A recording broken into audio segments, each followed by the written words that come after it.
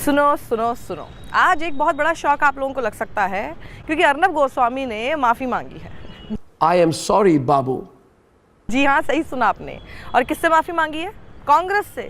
अरे माफ़ी क्यों मांगी गई है वो भी मैं आपको बता देती हूँ। माफ़ी उन्होंने जो झूठी खबर चलाई थी टर्की में कांग्रेस के दफ्तर को लेकर, एक बिल्डिंग को जहाँ पर कांग्रेस लिखा हुआ था इस्तांबुल में, उसको कांग्रेस का दफ्तर बता दिया। You know, viewers, the Congress party has a registered office in Turkey. That registered office in Turkey.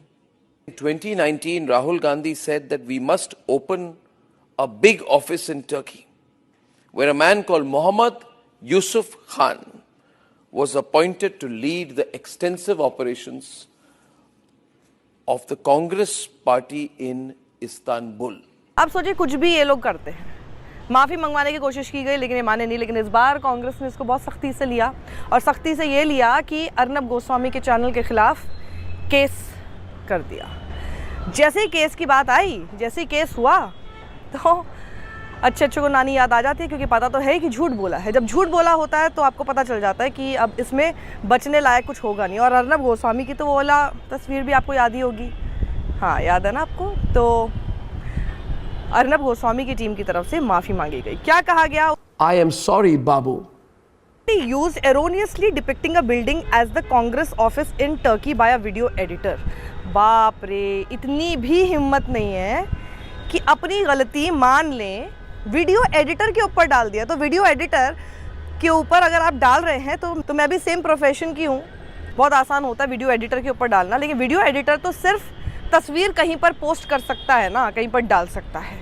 उस खबर को अपने मुंह से बताने वाले ये जनाब, देखिए ज़रा कौन है। You know, viewers, the Congress party has a registered office in Turkey. That in Turkey. तो क्या वीडियो एडिटर ने ये शब्द भी ठूस दिए अर्नब गोस्वामी के मुंह में? I want to ask you something. What kind of business does your party have in Turkey?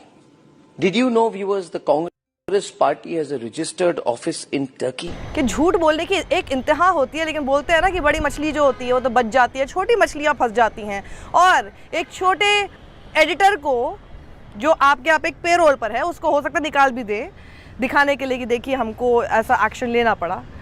इनका तो खुद का तो कुछ बिगड़ेगा नहीं। उसने लिखते हैं डिजिटल डेस्क पर ये वीडियो एडिटर था जिससे ये गलती हो गई due to a technical error, और image had no connection to the content और context of the said video. कोई कनेक्शन नहीं था। This clip was not broadcast on Arnab Goswami debate show. Arnab Goswami की डिबेट शो में ब्रॉडकास्ट नहीं हुई थी। हाँ, कितना बड़ा एहसान कर दिया आपने, चैनल तो आपका है, कहीं पर भी हुई थी।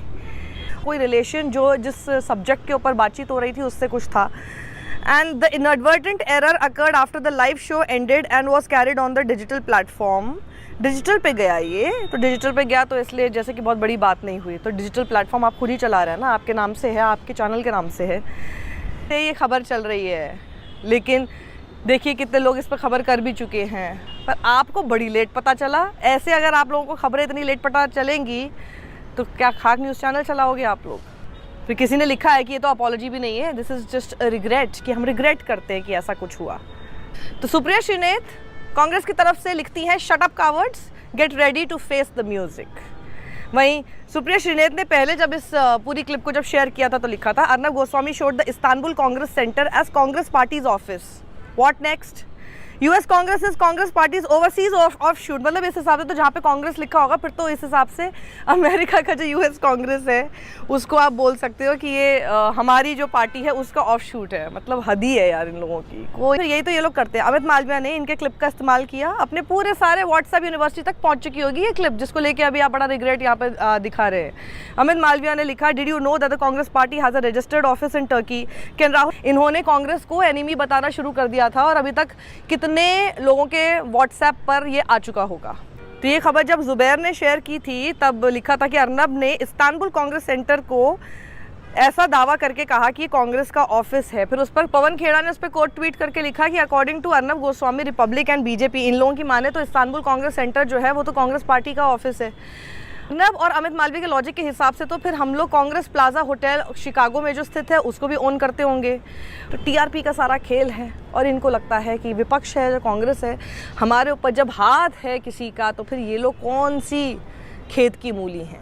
लेकिन जब केस हुआ तब भी अपॉलॉजी अभी नहीं है कांग्रेस की तरफ से। जब सुप्रिया सुनीत लिखती हैं shut up cowards, be ready to face the music, इसका मतलब ही ये समझ में आता है that they are not ready to budge, और वो इस केस को पीछे नहीं करेंगे।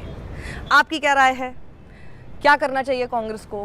क्या इनके इस फिजूल के माफ़ीनामे को, जिसमें माफ़ी भी नहीं दिख रही है और जिसमें इन्होंने एक दूसरे कर्मचारी को बीच में अंडर द बस थ्रो कर दिया है, कावर्ड्स बेसिकली ऐसा ही करते हैं, एक वीडियो एडिटर को इन्होंने बीच में धकेल दिया, तो अपनी राय दीजिए कि ऐसे में क्या इनको माफ़ करना चाहिए।